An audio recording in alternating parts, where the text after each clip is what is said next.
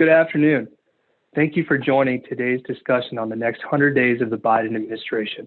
My name is Josh Feinstone. I'm a senior legislative analyst here at Venable. I've spent the better part of the last 2 decades working inside and outside of Congress, advocating on behalf of senators, members, and clients. Joining me today are 3 of my colleagues from Venable Government Affairs team. Our bipartisan team provides substantive strategic counsel and impactful representation of your interests before the administration and Congress. Today, my colleagues and I will be discussing the next big legislative measures from Washington, D.C., what they include, how these proposals could change, and the process to push them from idea to law. As you know, last week, the Biden administration released a 25-page outline on infrastructure. The proposal includes $115 billion to repair and rebuild bridges, highways, and roads, $100 billion to expand high-speed broadband, $100 billion to upgrade and build schools, and $100 billion to expand and improve power lines and spur a shift to clean energy. The plan, amongst many other things, also includes money for homes, schools, buildings, workforce innovation, money for waterways, and ports of entry. The amount of money on the table for discussion is over $2 trillion. Discussions are underway now on how these ideas will move through the legislative process. While some are pushing for a bipartisan process, it is far more likely that Democrats will once again rely on reconciliation to move this legislation through Congress. Today, we'll discuss the process, timeline for action, and how you can engage. To provide additional strategic guidance and outlook, I'd like to introduce my colleagues joining the conversation today. Yardley Polis has recently joined Venable. She is a 20-year veteran of Congress and was recently Congressman Bobby Rush's chief of staff, where she helped guide his work on the Energy and Commerce Committee, where Representative Rush is the chairman of the Energy Subcommittee. She has extensive ties in Democrat leadership and the Biden administration. Mike Bloomquist is the former staff director of the Energy and Commerce Committee under former ranking member and chairman Greg Walden. Mike's understanding of the committee and leadership dynamics provide valuable insight and advocacy to our clients. Jim Riley has also recently joined Venable. Jim has served as the chief of staff to Senator Tom Carper, who is the chairman of the Senate Environment and Public Works Committee. Jim is a well-respected strategist who has worked in the Delaware federal delegation side by side with the Senator and now President Biden and his team. So I would like to appreciate everyone for being here today. And I'd like to start with the group here talking a little bit about Congress coming back next week and the monumental task of taking a 25-page outline and bringing it into law. How is this going to be digested by the legislators? And what I mean by this is, how will the Democrats in the House take on these lofty goals presented by the Biden administration, and where do they go? I'd like to start with Yardley Polis. Sure. Well, Josh, thanks for inviting me here today. So where did they go? So as you know, we're in a 2-week break period in the House right now, House of Representatives. And so members are coming back from their districts and they're hearing about this package that the Biden administration has proposed. And so they're ready to work. And if not long ago, Speaker Pelosi tasked all the chairmen of the subcommittees who will have a part in this infrastructure to start commence hearings on these issues. So what I'm trying to say is that the work actually have started. What they will be doing is like defining now what these parameters will be in terms and the scope of this legislation. For example, they might go granular in terms of I'm just giving an example, like what the broadband provisions will be. But the hearings have started in the relevant committees, such as Energy and Commerce. You have the LIFT Act. As you know, Transportation Subcommittee, they've started their hearings. And I suspect the other committees will join in too, such as Ways and Means, such as Ed and Labor. Yeah. Jim, as our Senate Democrat, how will they handle this? How do you see this going on in the Senate right now? Josh, it'll be in some ways similar to what Yardley laid out, where the members are going to be returning and starting to focus on this plus other issues. I mean, remember, we're talking about infrastructure today, but Congress has to deal with everything that's coming across its plate.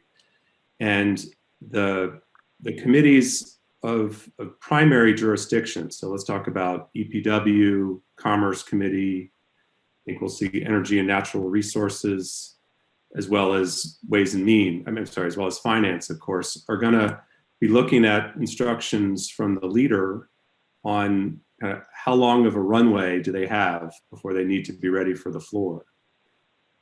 What we do know that the Environment and Public Works Committee has set a target of Memorial Day to have marked up the components, which is much of the old Surface Transportation Act space. And I think Senator Carper is going to move towards that target. That committee is also, I understand, going to try to go to the floor late April, early May with the drinking water and wastewater bill that came out of committee last month. So they're going to be working hard to meet these early deadlines. So they're off to the races. They're going, and you're saying that in the next 7 weeks by Memorial Day, there will be the start of products coming out of committee. Mike, I want to turn to you a little bit. Understanding that Senate Democrats and House Democrats are off to the races and going, where are Republicans, both in the House and the Senate here? Where do you see their posture? Thanks, Josh. Everybody loves infrastructure. And so I think right now we're having a big conversation about what exactly does that mean? Is it the traditional infrastructure of ridges and bridges and roads and ports and such? Or is it get a little bit more expansive, as Yardley said, with broadband and maybe lead pipe replacement? I think the Republicans are looking for ways to be bipartisan. I think it's fair to say that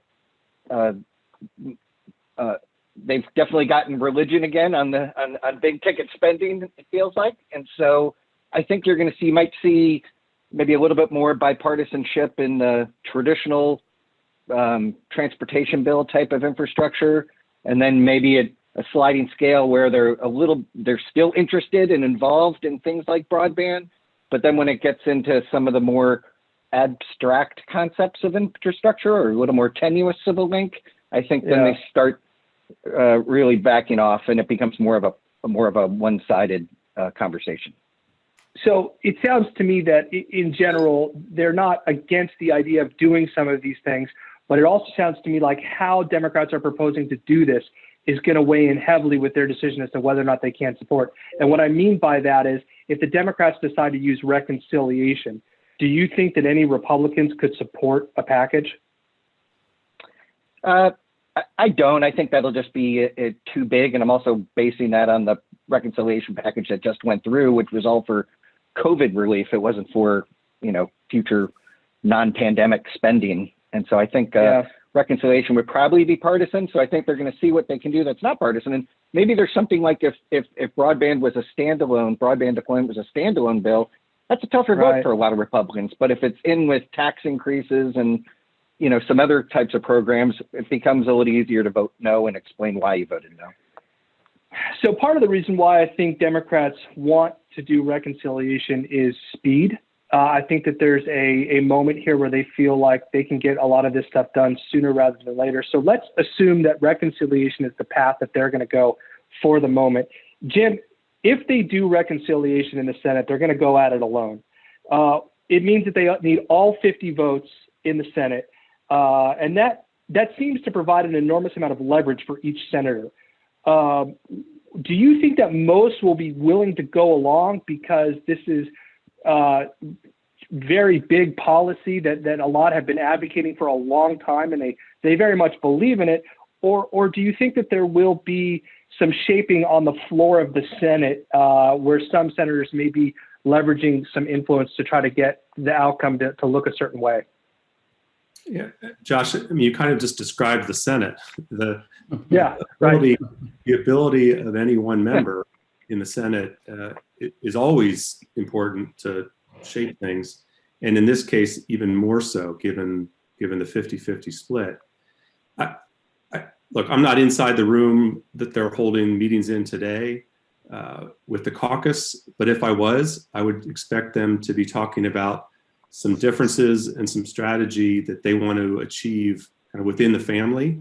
But the external message that I think is the right one is we're going to get there.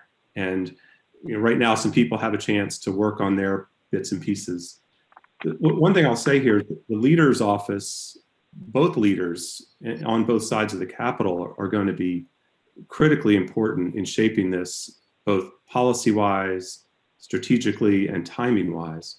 So it'll be important for us to be communicating with folks about what we're hearing from the leaders' offices. Mm-hmm. Well, if I can add, Josh, in terms of, you mentioned speed, it's so important because we also have to think about the political calendar here, especially for the House of Representatives, where all the members are up pretty much. Primary season is coming, and they need to have something to campaign on. But that said, I would venture to say that on the House side, Speaker Pelosi is ready to move this with or without support from the Republicans. So I see it moving pretty fast in the House. And as Jim said, when it gets to the Senate, I think this is where it will slow down. Well, and Yardley, we have a similar dynamic now in the Senate as we do in the House. With the untimely passing of Congressman Alcee Hastings, you are now down to 218 votes until some of these special elections take place, and there's 212 votes. Now, I don't know my math off the top of my head, but obviously most bills you have to get 218. But with that quorum number, you might be looking at 217, maybe 216. But even if you are in an all or nothing posture as well. How do you think that plays out on the floor? I believe that there's a couple members who had heartburn with some of the last COVID bills. How do you see some of that playing out? And do you believe that the House is in a very similar dynamic as the Senate is?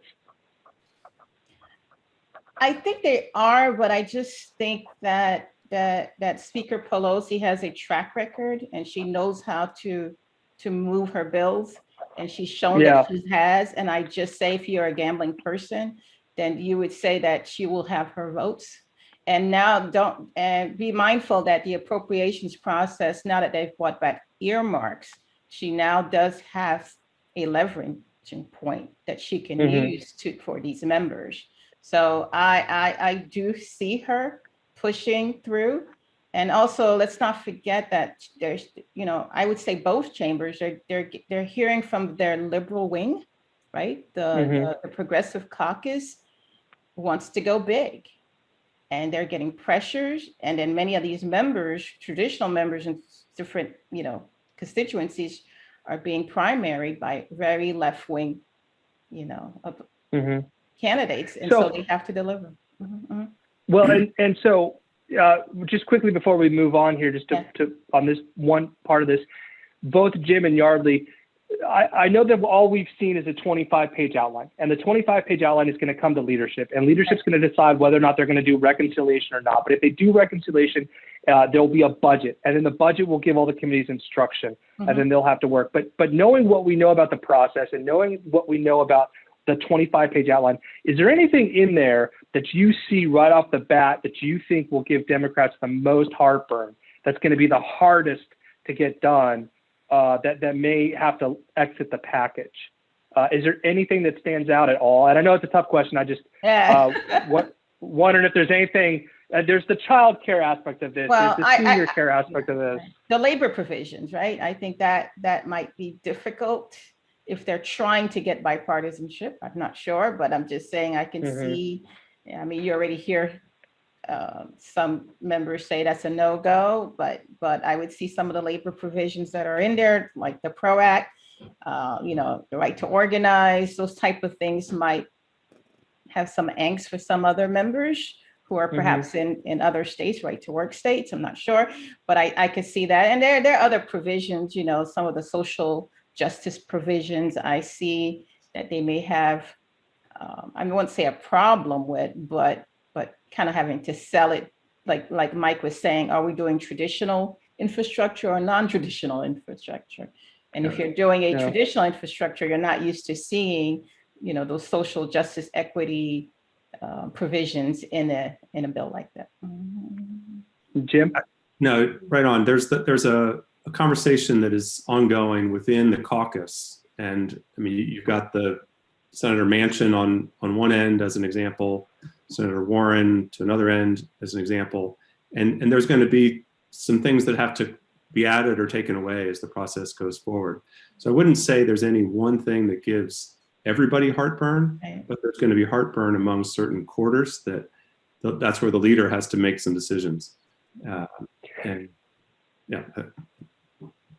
So turning away a little bit from process and how we think this is going to happen is, let's talk a little bit about how to approach this measure and how to influence this measure.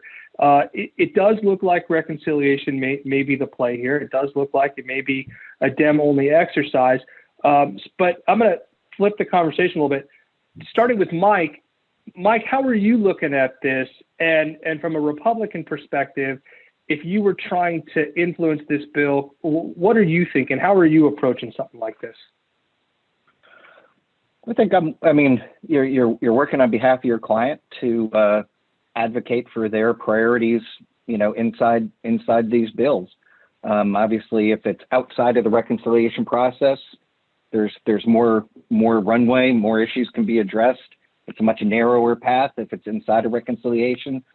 But I think something that's important is that where possible, even if in the end it becomes a partisan exercise, if you can build a bipartisan support for something, and it may or may not make it in this final infrastructure or reconciliation package, there'll be other opportunities that come along. There'll be the traditional appropriations process, like Yardley said, there'll be the defense authorization bill, there'll be, in the healthcare context, there's the user fee reauthorization that comes up every 5 years and will be a bipartisan must-pass exercise. And so if you can fit yourself where you've done the hard work that has gotten bipartisan support and the committee leadership backs your provision, then you can really have a good shot at finding a place to put it, whether it's not in these packages or it's outside of it. No, I think that's absolutely the right approach. Yardley and Jim, how are you approaching this, especially from the Democratic angle, with your history, both Yardley in the House and Jim, yours in the Senate? Well, I'll start with Yardley. Yeah, sure. Well, like I said, I'm fresh off the hill, so I've been burnt before, so I want to be on that bus first. I'll try the next packages later, but if this infrastructure is moving, my point, I think we need, I would definitely position those who are interested in certain provisions, all the stakeholders, to push on through to try and get on that bus. Let them tell you, please hold off. We'll take care of you in the next package. But my thing would my advice would be to be on this bus because it's moving, or the train, whatever it is. But I would position our clients, especially, that we're pushing through to make sure that we help frame some of these issues, and we help advocate those positions. But we want to be on that bus and train moving, because we cannot predict what's going to happen. Mm-hmm. And having bipartisan support, even if it's not vocal and public, is going to be important here, because we've seen 50-50 Senates before. Mm-hmm. It can change either direction overnight. Mm-hmm. And there needs to be a group of people who can help you get across that finish line. I agree with Yardley. There is a sense of urgency. Mm-hmm. When you have a White House and a Senate and a House that are all the same party, there's a chance to move some things that doesn't have a very long shelf life, put it that way. Mm-hmm. And so I'm advising people to get in there now, but don't just talk to one party. Oh, yeah. Don't talk to one side of the Capitol. So I agree. I think that you absolutely need to talk to both sides and try to make this bipartisan. I do want to press you a little bit, though. Democrats are in charge in both the House and Senate and the administration, so they clearly have the pen here. As you are going to the Democrats and trying to articulate a position, how are the Democrats willing to listen to certain things and not listen to others? Is there what is your approach when it comes to, hey, this is how I think Chairman Pallone may embrace this or not, or this is how Speaker Pelosi or Jim, your former boss, Chairman Carper, is there a certain way that you're approaching this that you think they're more open to versus other ways? And I don't know if there is a different way, or it's just a a straight, hey, this is what we're looking at trying to do, and here's why it's a good idea for the American people. Jim, can I start with you on that? Yeah. So unfortunately, there isn't a magic recipe on this. I mean,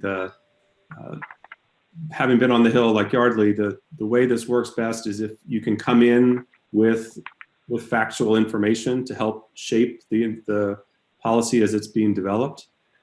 I will say, and I don't know if we've made it clear yet, but much of what is in this 25-pager that you alluded to, you can kind of draw a line back to initiatives that have already been moving through Congress in the past 24 months, let's say, or even further back. And so I would be advising people to help members realize that this isn't all new cloth that's being woven here. There's some things that, in fact, Congressman X or Senator Y, you may have already voted for some of this, and we're just going to help you realize this is a way to get it across the finish line. I think it's a great point. In Yardley, we've seen that with the LIFT Act, right? Right. I mean, just look at the broadband provisions that was in the Biden plan. The 25 pages is similar to what's in the LIFT Act. But again, we have a possibility, and stakeholders can go in and also advocate for perhaps, I would say, changes into that proposal. I mean, I can see stakeholders, some discussing about whether, can municipal broadband work or not work, or define what is speeds in broadband. Should we future-proof broadband or not? And so those are the issue areas where we can shape, I think, and stakeholders can come in. But things to not go ahead. I'm sorry. No. Please finish your thought. I was just thinking, because you were saying things. I mean, I could see some non-negotiable items where the administration or perhaps Pallone may come in. You mentioned Pallone, so I'm going to speak to him. I could see on the Medicaid issues, on the healthcare issues, where perhaps they feel like they have to deliver this to the American public. That might be difficult for us to negotiate or others to negotiate. But I think it's pretty much fair game in terms of some of these issues, Hey, Mike, did you want to weigh in?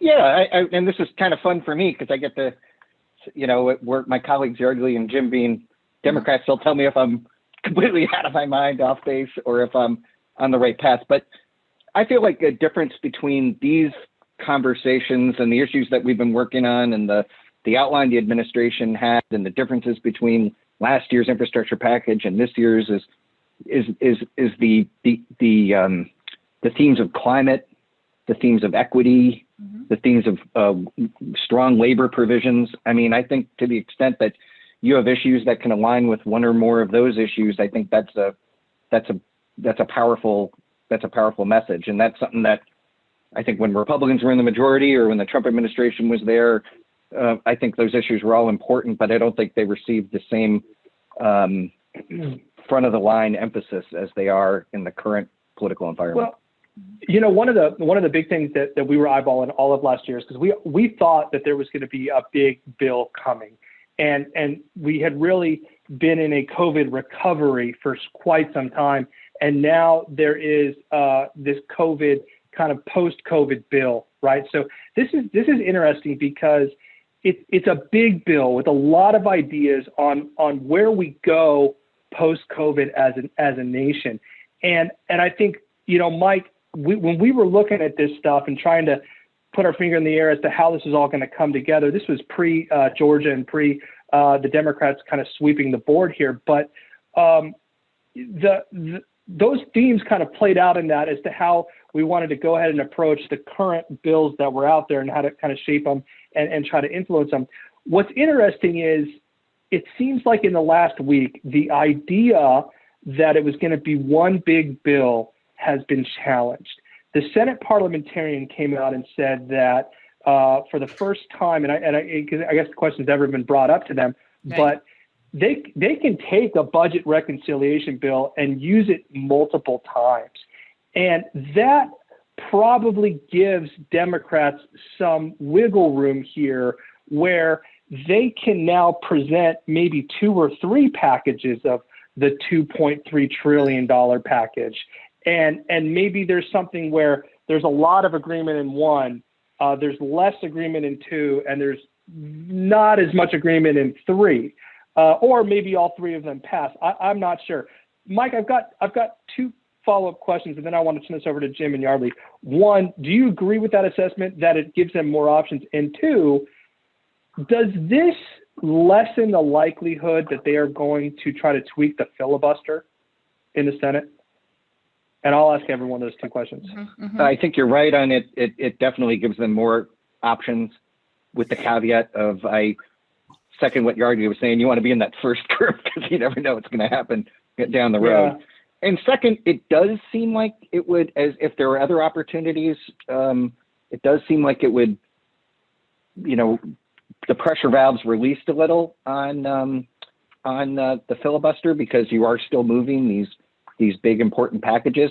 Now, that said, one of the voting rights, HR 1, the voting rights law that passed and is pending in the Senate, that's outside of reconciliation. Yeah. So that pressure is going to be there no matter how many reconciliation bills. I know, Yardley, what do you think? Yardley. No, I agree. I mean, you can only use so much with reconciliation. You're still limited with that, right? So, I mean, it will be difficult to pass immigration reform just purely on reconciliation, right? You're just limited. Or prescription drugs. Well, I guess you can do some prescription drugs, but you still constrained in terms of budget reconciliation. Even if you have five options at it or 5 tries at it, you are limited by some of the provisions of what you can and cannot do under a budget reconciliation. Jim, can you weigh in? You bet. First, let's just recognize this is in many ways both new territory and old. And as Yardley, right, it's still the reconciliation concept. And so we know what happens or doesn't happen when you're faced with that on the floor. But what's new is this ability to use it multiple times, and we don't know what impact that will have on relationships, on trust. And I think over this next week or 2, that's one of the things we're going to keep gathering information about. I don't think Senator Schumer has said specifically how he would use this if he had to use it or if he chose to use it. So it's on that, I'll say that. On the question of the filibuster overall, I think the issues that were there a month ago are still there. And the people who are asking for a change to the filibuster rule aren't going to be swayed by the update to the reconciliation strategy. Yeah, Jim, I want to drill down on this for a second because I think you bring up a good point. The only thing that has happened is that the parliamentarian has issued a ruling. We haven't even seen that ruling. So there could be more to it than we know. All we know is what's been reported in the press. 2, the senators are gone. So Senate Majority Leader Schumer will need to get his senators in a room and have a conversation about what just happened, and then probably offer different paths of strategy that they could pursue, but they have yet to coalesce around any strategy, whether that's one or multiple reconciliations. So all this has really done is just increase options, but it hasn't clarified anything. Right on, that's correct. And so, go ahead. No, please. I was just going to say that you still don't know whether or not someone like Senator Manchin is going to be okay with multiple reconciliation packages. Or cinema. Or cinema, right? So isn't there a little bit of kind of uncertainty here on these packages? Now, my question for you is this. Let's say cinema and Manchin are okay with multiple reconciliation packages.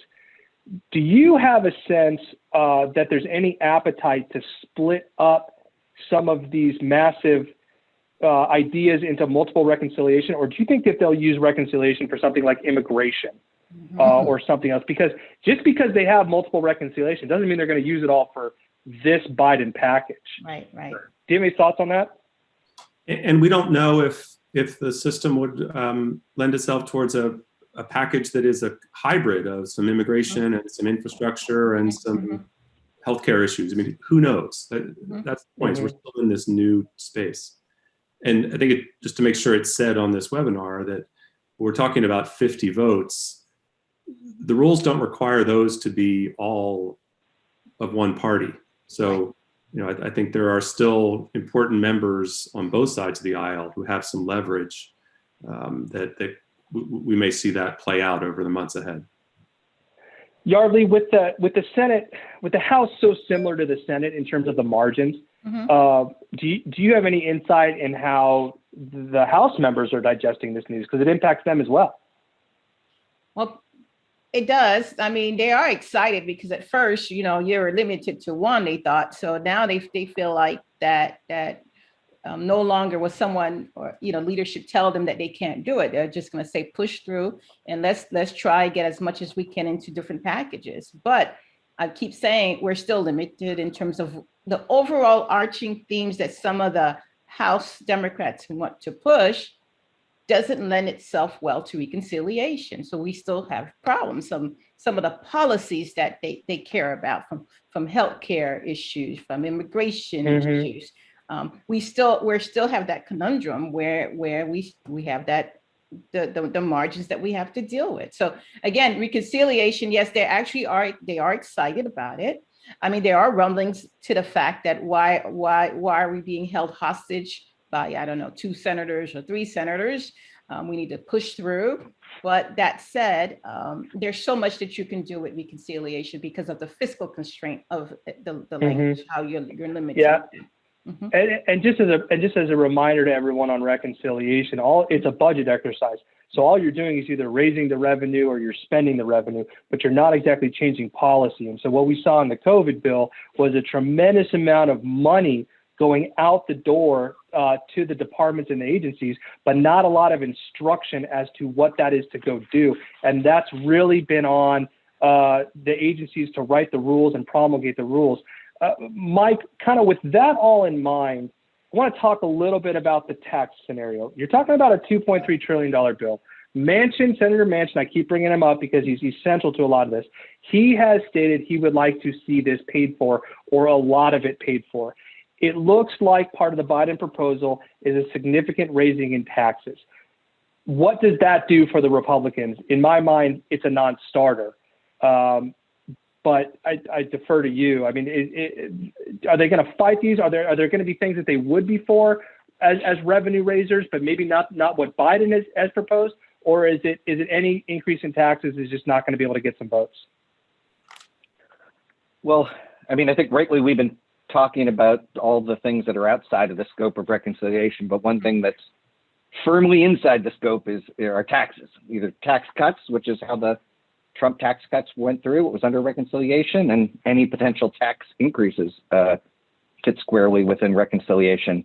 I think if there's, even though sometimes I wonder why we are protecting multinational corporations from paying higher taxes, I think higher taxes on individuals and corporations at the levels the Biden administration are talking about make this an easy no vote for most Republicans. Now, that said, I know the Ways and Means Committee Republicans and Democrats, this is one path and one big conversation. I know both sides there have had conversations about, hey, what's some stuff we can do to improve manufacturing incentives or to improve better production of personal protective equipment. So they're still having bipartisan discussions of let's get some stuff done together that's not just in the fully partisan, but so generally so higher taxes equal no votes from Republicans.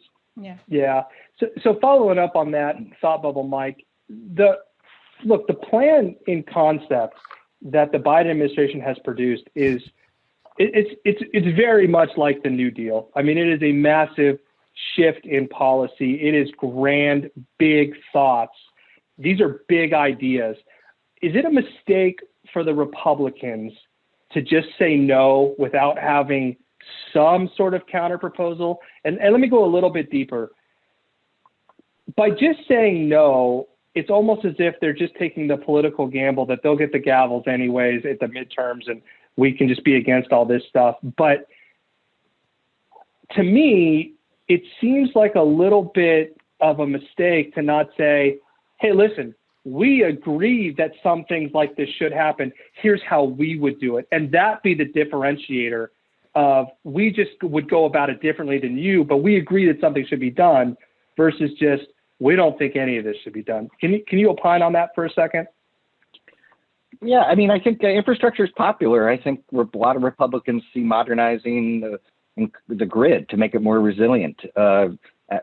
Yardley's brought up broadband deployment, hugely popular in Republican districts. The Republicans on the Transportation and Infrastructure Committee are really, I think they're hoping they get kind of carved out from this whole process and they can do a more typical surface transportation bill like highways and bridges. But I just think I'm trying to think of a good sports analogy.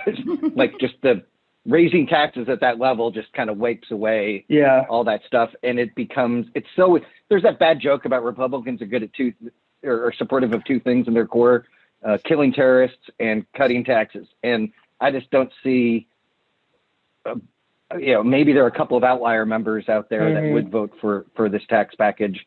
But it's tough to see. Yeah, so this is where I think it gets really nuanced here, especially as we're lobbying and advising clients.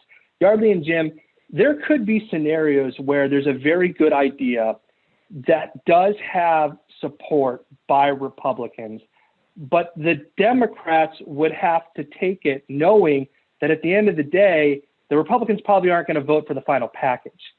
Does that problem make whatever conversation moot? I mean, how does that fit into the decision-making process by the Democrats when they're trying to determine what the best policy is? They have the votes. They could do X. They could do Y that maybe doesn't go as far as X, but they might gain some quiet Republican support, but those Republicans won't vote for it. How is a member or a senator going to digest that, Yardley? I think in the past, many, because I would like to say we've been down this road before. So, and I'm saying that with previous stimulus bills, previous big bills that we had to push through where there was the need to have bipartisan support and you in the room, everybody was included. And at the end, let's say Republicans didn't vote for the bill. So I think the argument was, well, here we made all these concessions for them and then they still didn't vote for the bill. So you know what, this time we're going to go big no matter what. If they're in, what I'm trying to say, if they're not in the room, then the package will get bigger and bigger. So okay. You understand what I'm saying? Because if you're in the room and I'm just going to throw up broadband. So let's say the 25-page provisions we saw on broadband where they labeled it an essential service like electricity. Well, I could see a Republican member or saying, well, I don't want it to be drafted this way or included as essential service because that might trigger the FCC to do this, that, regulate it as a public utility. And, we don't want that. Let's assume, okay, fine. Let's get rid of this language. And then at the end of the day, you still don't vote for the bill, right? Then my point is for many, I'm speaking from the vantage point of a House Democrat, then they're like, then why am I going through all this if you're still not going to vote for the bill? But what I'm saying, it behooves the Republicans to be at that table and to help in drafting, especially like grid modernization, things that we can agree on lead pipes, things that affect all communities. Be there, be at the table, and also try and really vote for the bill too, because these are things we can agree on. But if they're not at the table, they will just keep going and make it bigger and bigger in terms of the provisions. This is just from my experience that I've dealt with other provisions. No, I appreciate that. Jim, do you want to weigh in on how you see that dynamic playing out in the Senate? I think it's not that different than what Yardley's described there. And I think what's important to see here is so many of these elements that are being discussed, these are not 1 or 2 year programs. I mean, we're talking about items that are going to be in place for decades, whether it's a new approach to electricity or modernizing schools and hospitals. And so I think that members of both parties will engage with the substance going on. And look, there's always going to be the politics of the final votes. And I think those are going to happen no matter what. But members do care very much about what the policy is. And I know in the Senate, I know on EPW, you can expect members of both party to work honestly and earnestly to try and produce a product that at the end of the day, there's something in there for everybody. And whether they vote or not, that's another discussion. So it seems like the kind of, Could I ask you guys, do you think there's also something to when the staff does the kind of work that Jim's talking about and the members are talking on the floor during votes about some issue, and even if the end of the day vote, it isn't there, and I definitely realize how frustrating that is, as Jordy was saying, but I think that also achieves some kind of implicit buy-in and permanence for when and if the majorities do change in the future, that it doesn't, the first thing that gets done isn't undo this. It's like, yeah, we worked hard on that policy together. Maybe the dollars weren't exactly where we wanted them to land on, but that was good policy. That was good work. Do you guys agree with that? On infrastructure. Yeah, I think, and it also builds that every opportunity there can be to build a history and a trust among members. I mean, that just pays dividends down the road in ways that you can't always predict. And big bills like this create those opportunities. The question is, can we identify where they're happening? Can we help people kind of enrich those relationships in a way that are both good for the policy today and good for our ability to work with those members down the road? And I think the answer is yes. Mm-hmm. Well, I think it's a really good point too in how we insert ourselves into this discussion. And I think it comes down to trust. It's trust in understanding where the members and senators are trying to go with these specific policies. And some of our clients are earnestly trying to get in there and say, listen, we get where you're going here.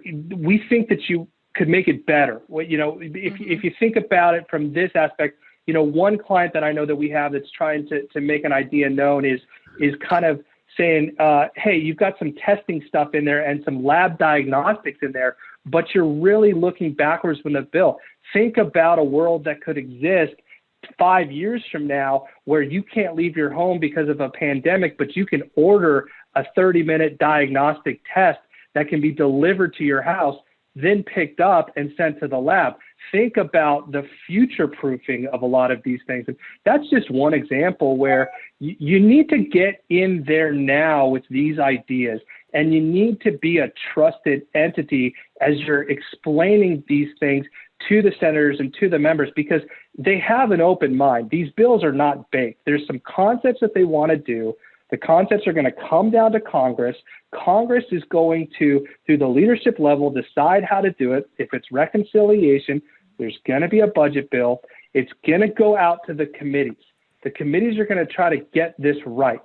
Then they're going to send it back to the floor for final passage. So leadership's going to have to then cobble it back together. And then it's going to come back to the Biden administration. And so every step in that process is an opportunity to engage with the individuals who have the pen, either at committees or at leadership. One of the things that I think Venable provides and has shown here on this call today is we understand how this is going to happen. We understand where this is going to go. And one of the great things I think that we have here amongst individuals like Mike and Jim and Yardley is a very succinct touch gloves with the people who matter, and we can go quickly and we can help out. And so one of the beauties, I think, of this group is, and before we wrap up with my last question, is we have kind of the nimbleness of a boutique lobbying shop within the prowess of a bigger law firm. And so I think that that's kind of one of the things that I think about a lot when I'm trying to map all this stuff out is, man, there's a lot of different ways that you can go about this, and we've got a lot of experience here. So with that in mind, I've got one last question for all of you, and I'm going to put you on the spot here. I'll start with Mike, then Yardley, and then Jim. Mike, did the Democrats get this done, and how long does it take? You mean get the big bill, reconciliation bill done? Get it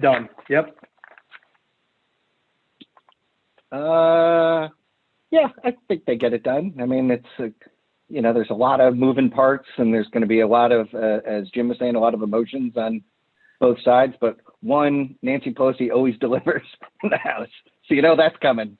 And then it gets to the Senate. Well, we'll get trickier, and it will change, but she'll recognize that and send over something that she knows will be altered in some fashion, and that'll come back, and that'll be a big win for the majorities in both chambers and leaderships in both chambers, and for the president. So I think we do get it done. The question is whether the 60-vote bill of infrastructure can get done. I think that's a tougher lift. Well, okay. And when does it get done by? The end of the year, if it gets done. Okay, end of the year. Yardley, does this get done, and how long does it take?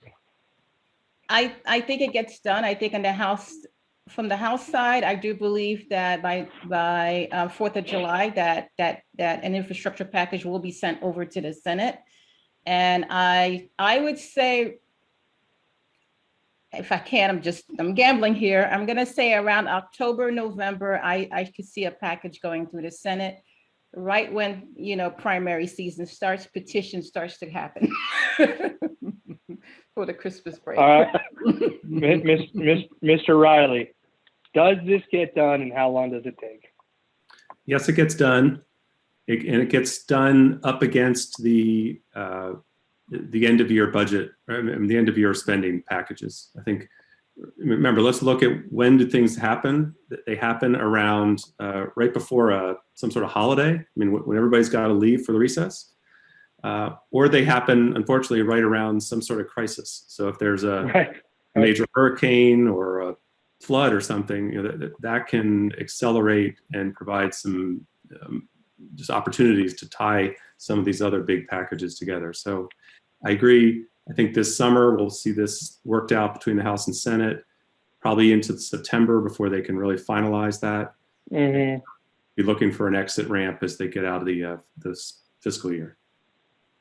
Well, look, it certainly is going to shape up for a very exciting and busy 8 months. As Mike talked about earlier, there are other bills. You still have appropriations. You still have NDAA. There's a surface transportation bill that does need to be reauthorized. That's not going to be available to do under reconciliation. There's PDUFA. There's all kinds of things out there that are going to have to get done. As Yardley has stated multiple times, a lot of people have lost a lot betting against Speaker Nancy Pelosi. It's probably not the time to start doing that. And I think, as Jim has pointed out, that as you get closer to kind of must-pass moments where you have a decision between getting on a plane and seeing your family or sticking around D.C. for a while, they tend to want to get on that plane. Well, listen, thank you, Yardley. Thank you, Mike. Thank you, Jim. This concludes our webinar on the next 100 days and infrastructure. Thank you for joining us today. A recording of this session will be available shortly on our website. The members of this panel will be responding and getting back to those that ask questions during the presentation in the coming days. We also invite you to visit venable.com to contact our legislative and government affairs professionals if you have any questions. Thank you again for attending, and have a good rest of your day.